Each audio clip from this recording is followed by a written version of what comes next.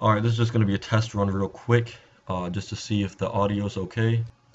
What's going on YouTube? DarkWorldMOFO here, and as you guys can see, we have Absence of Light in front of us, and we decided to do Dark World side deck talk, I guess you could say, where we're gonna explain a few choices that we have made in this side deck. Well, we threw it together. It's not our exact side decks, but they are good side cards for the current meta, and we're gonna talk a little bit about them.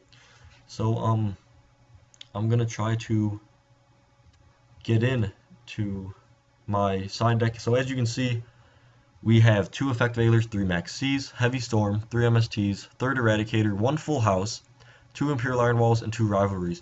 So, Absence, why don't you go ahead and talk a little bit about some of these choices and why you think they're good for the Dark World side deck. Alright, the first choice, Maxi, is really for E-Dragon, especially when you go second. You can either they have to stop summoning and you get another turn, or they let you like +7 off of it. So I thought that's a really good card. It might interfere with Dragon with this. It's just probably set up 1 or 2 if you set in Maxi. Right, definitely. And I decided to throw in Full House, and I guess I'll explain a little bit about that. The way Absence of Light's build works is it speeds through it, and it ends up setting usually a continuous spell, or a continuous trap, sorry, and an Eradicator. And some opponents play, well, I guess for instance, spellbooks. They play some of them play the Star Hall, some of them play all of them play the Tower, and it can be really nice if you can get like an Eradicator off and chain a Full House, or just do some shenanigans with that. So I threw it in just for shits and giggles, I guess you could say. But it can still really work out. Like for instance, you guys saw the match between Absence and the Fire Fist player, and if you noticed, the Fire Fist player had a lot of back rows, and he also had face-up back rows, and Absence could have too with a skill drain face-up. And if he ever needed to just wipe out some back rows, then he could definitely do so. And so I decided to throw it in. And why don't you talk about Imperial Iron Wall and how it conflicts with Dark Worlds, but how it can also really help you out between certain matchups? Well, Imperial Iron Wall, the bad part is when Gates is used, it can't play Gates, and also can't summon Malefic Stardust Dragon or use a Lord. But the good part is besides that they have 4 dragons, including seal baby dragons, it dominates E-dragons. And when combined with other stuff like Rivalry or Skill Drain, that combined makes it extremely hard for them to come out unless they have Heavy Storm. All right, cool. And how about Rivalry? What matchups do you like that in? Rivalry is really good in Evil Storms because they have all different types, and believe it or not, it's actually really good in E-Dragons because with E-Dragons, with Rivalry face up on the field, all they can do is summon the dragons, so they can't XYZ. And eventually they'll just run out of field for their dragons and won't be able to summon anymore. Right, and also, Especially, oh, good, no, you can continue.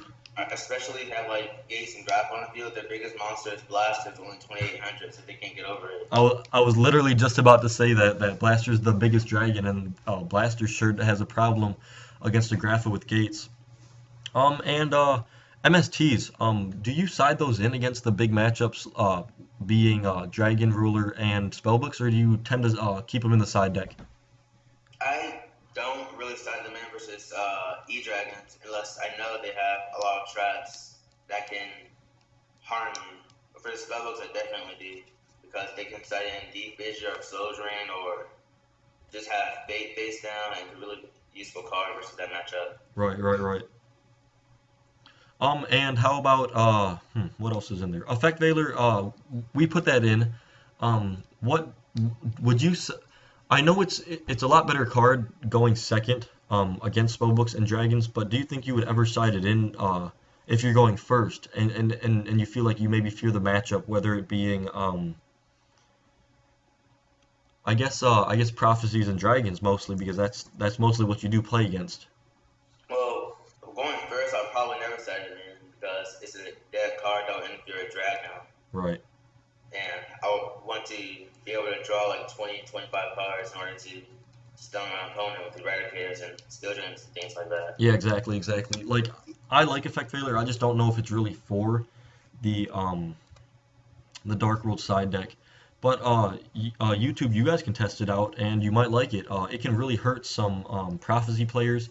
It can even mess up a Dragosack play if they really needed it. And yeah, what about the third Eradicator? I know it's obviously for spellbooks, but do you ever side it in for any other matchups?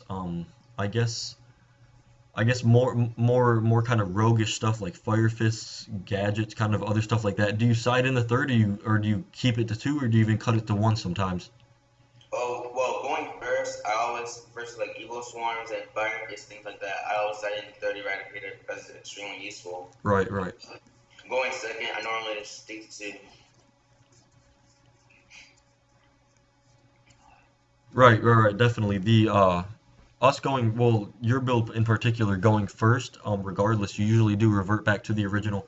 But you two might not know this, but just so you do know that whenever we are, or well, more Absence of Light than me, but when he is going first, especially against spellbooks, he always does side in that third Eradicator, even if he's going first. I know he reverts back to the original as best as he can, but it's always really nice to have that third Eradicator, even if you do open up kind of subpar, but you still might have that Malefic Gates play, and you do want that Eradicator in your hand. So I guess that's it. There's not too much more to talk about.